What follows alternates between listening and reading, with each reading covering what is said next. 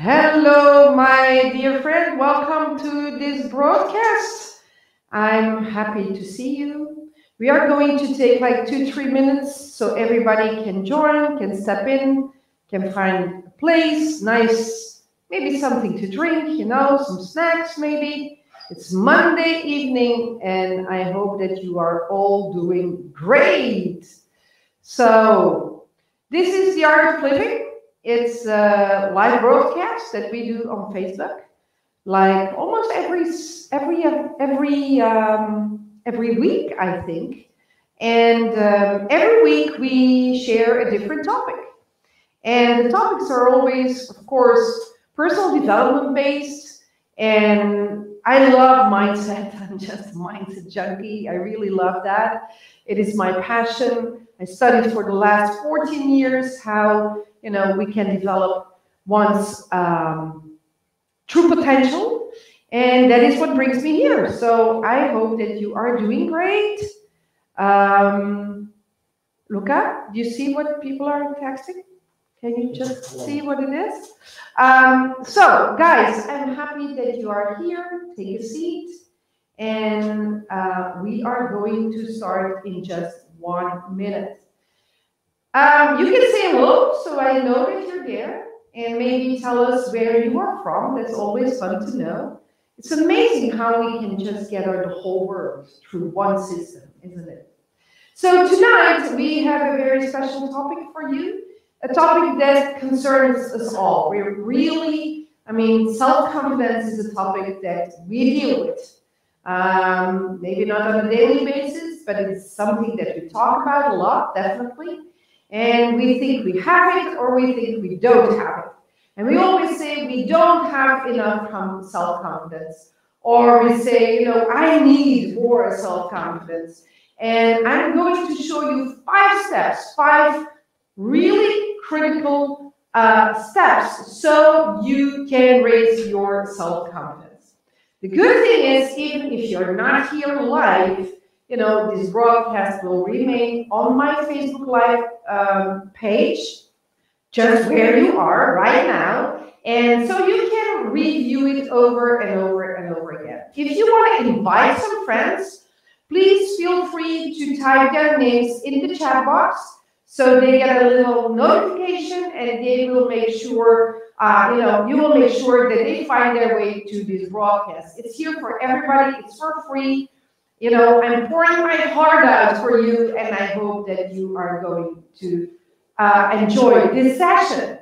So let's start. It is 2 minutes past 8 p.m. as we go live. And I think it is time to start the broadcast. We are going to talk about self-confidence. First of all, I'm going to tell you what is self-confidence. Where does it come from? How do we recognize it? Because I know that knowing is understanding. And once we understand, well, we can deal with it. It's like, having the manual to a device. It's just easier. So let me give you this manual so you can follow. Now, the first thing you can do before we start is download this workbook. If you type workbook in the chat box, you will get a notification in Messenger and you will be able to download this workbook. So just type workbook in the chat box and you get this for free in your Messenger. And then you can download, and it is really easy. So it's easier to follow. Just type the word workbook, okay? So 5 steps to more self-confidence. That is what we are going to talk about. First of all, what is self-confidence? That's the first thing that we need to cover. Self-confidence is nothing but a concept. That's right. A concept, a bunch of ideas about ourselves, about the world that we live in, about other people that we relate to. And self-confidence is really nothing but a set of belief systems, a set of ideas. Now, why is this important to know? Because the self-confidence that you have right now not even yours. It's not even yours. And now maybe you're frowning and you say, what do you mean, Inge? It's not mine. I mean, I know it is my self-confidence. Yeah, I get that. But, you know, it was given to you by your environment. Nobody is born with some self-confidence. As a matter of fact, you know, when we were born, we had the self-confidence. We were perfect. You were born just perfect, but programmed to fail. That is what it really is. So the self-confidence that we talk about today, you know, about ourselves, is nothing but a bunch of ideas that was given to you by your environment, by your education, by your upbringing. So by your parents, your grandparents, your teachers, for sure, people who have influence on your life, your leaders, maybe your first girlfriend, boyfriend, best friends, you know. These are the people who had a lot of influence on you, about your self-confidence. I remember, for instance, I was in fourth class of high school. Fourth class of high school, my physics teacher all of a sudden popped a question, and I didn't know the answer. Because, you know, physics was not really, you know, my thing. And all of a sudden, he addressed himself to me and he asked me, are you really that stupid, or do you just act like that? And I was like, I don't know, but since I didn't know the answer to his question, I drew the conclusion that I must have been stupid. Because otherwise, you know, I was acting stupid, and I knew I was not acting stupid. It was just crazy. I was 16-year-old, and I still remember it up till today. Still today, I remember me sitting in that classroom when my teacher addressed himself to me in that way. So this is just one event, right? And maybe you can think back of events that happened to you when people were saying nasty things to you. But you know, most of the things that build our self-confidence, we even don't remember anymore. Because our self-confidence is mainly built between the age of 1, when we were born, and 8 years old. So that is when, you know, we really accept ideas from our environment, from our parents, from our educators, from our leaders. And since we have no ability to reject that idea or to neglect that idea, we have to accept it. You know, let me show you a graphic that's going to explain this. And maybe you see this for the very first time. So I want to show you what this is all about. This is a little graphic I work with a lot because it brings so much clarity. It's really very easy to work with, and it is really the foundation of my academy. If you ever read a book, if you ever, you know, watch a show like this, or you come into a program, you are going to see that little buddy. It is the stickman. We call it the stickman, and it's obvious, of course, why it's called the stickman. Okay? Now, you see that this stickman has a very large head. And it has a very large head because we know that the mind, this big circle is the mind, is way more important than this little circle, namely, you know, the body. And of course, we don't look like that. It's just, you know, a graphic to show you that our mind, our thinking mind, is so important, really so important. You also see that this large circle is divided in two pieces. You know, you have the top part is a conscious mind. Now, what is conscious mind? Very easily, our intellect. Conscious mind is the reasoning mind. It's the mind that thinks in pictures. So if I ask you, think of your car, well, there's a picture. If I ask you to think of your refrigerator, there's another picture. And if I would ask you what color has your car, how many doors, is it convertible, you know, you can answer any question because it's your car. But if I ask you, what is my car like? You probably have to guess because you don't have memory about what my car is. You only have memory about the ideas that are stored in your subconscious mind. Now, the subconscious mind, the bottom part of this large circle, that's a different game. It's the feeling mind, it's the emotional mind, and it's the storehouse of all experience. That's right. You know, do you know that our subconscious mind's activity is about 40,000 times bigger than our conscious mind? 40,000 times. Why don't we know that? Well, very easily. It is the subconscious mind. It lies under the conscious mind. So we are not conscious about the things that happen in our subconscious mind. Only if I take you back to a memory and I bring back the emotion of that memory, you will remember. If I ask you where you were on 9/11, 19 years ago, you know, because in an instant, you know, you were shocked by the events that happened in the world, and we remember, okay? The day that maybe you put a child into this world, the day you got married, the day you got graduated, the day of a car accident. You know, positive and negative events are just stored in the subconscious mind because, you know, it comes with a lot of emotion. But there's another way to store things in the subconscious mind, and that is by repetition. So if I repeat something enough, you know, it sinks into the subconscious mind, and the subconscious mind is going to remember that forever. That's the power of marketing, the power of, you know, publicity on television, for instance. You know, they show you it over and over and over and over again, and after a while, well, you just know. You're walking your way through the supermarket, and there goes the crate of beer, bam, because you saw the ad on TV. Now, so your subconscious mind is really, really smart, extremely smart. It knows every face that you saw. It knows every place where you've been. It knows every meal that you ate. It knows every word that you spoke. It knows every song that you heard. But we don't know it because this storehouse is so large that we even cannot dig into this storehouse and pop up anything that we want.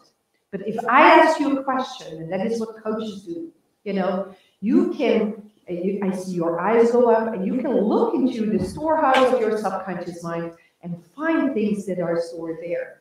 If I ask you where you spent this summer, you probably know, right? And you can tell me. If I ask you what you ate last night, you probably can tell me. But the things that come with a lot of emotions, well, we remember them the best. Okay? So, why am I telling you this?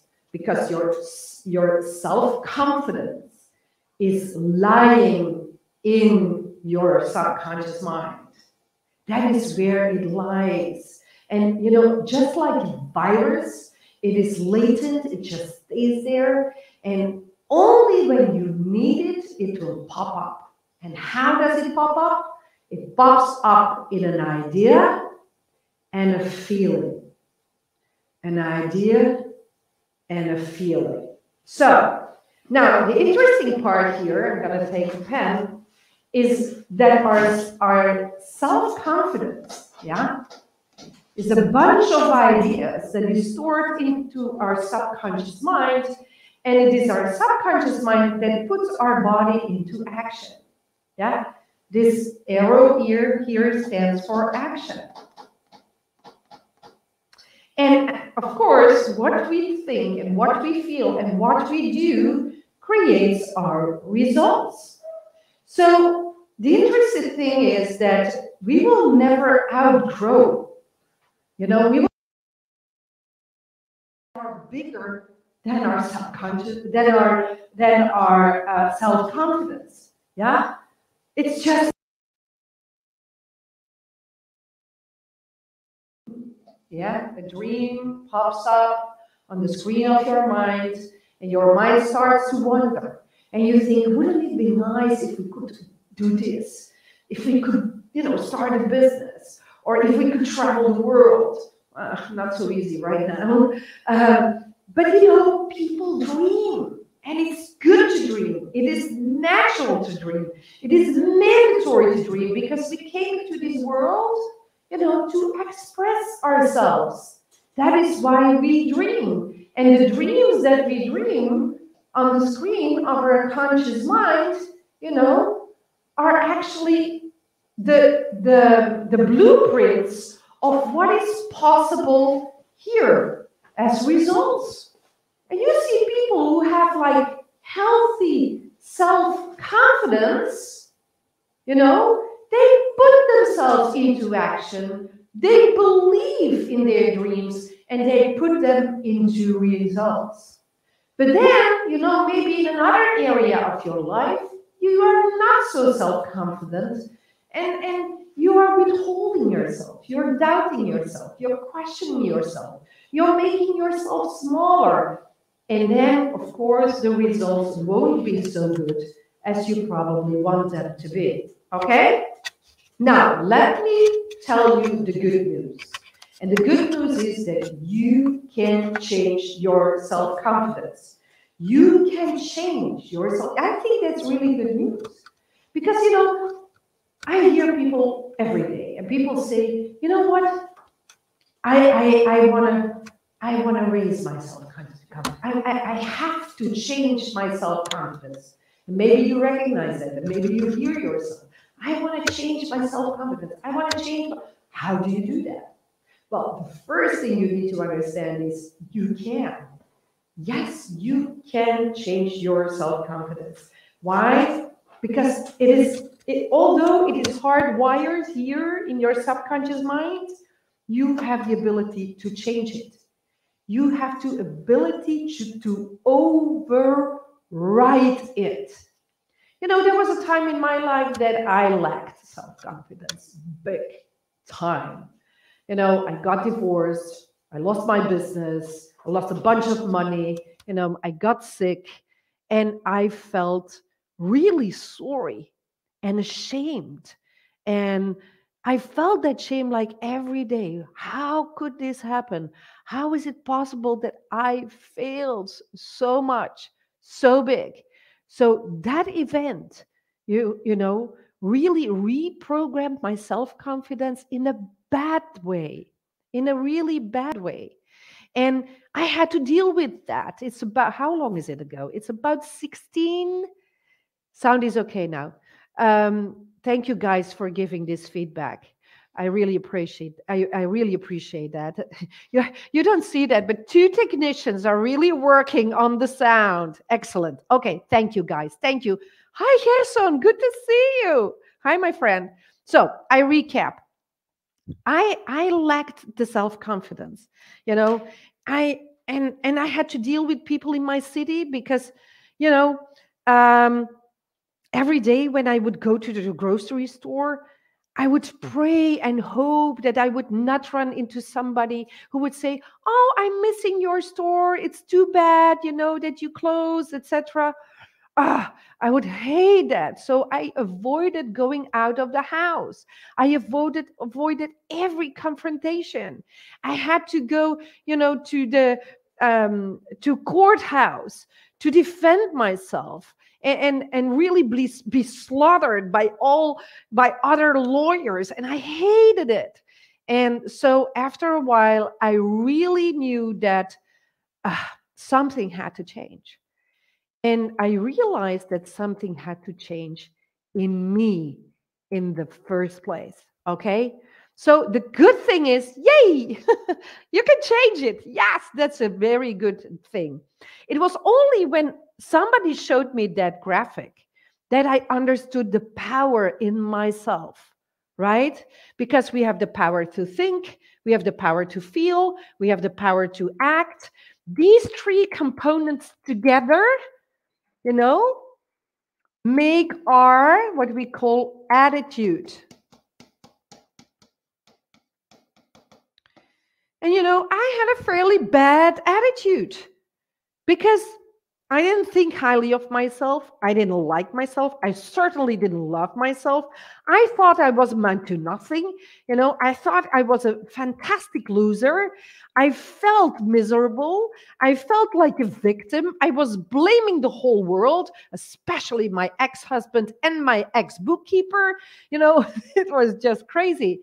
And then only when somebody explained to me, who I am and how I operate, and that, the events that happened to me in time were really driving my behavior, and that my self-confidence got harmed by those events. But that wasn't me. Yes, of course, I was hurt. Yes, of course, I cried nights, but it didn't say anything about my potential.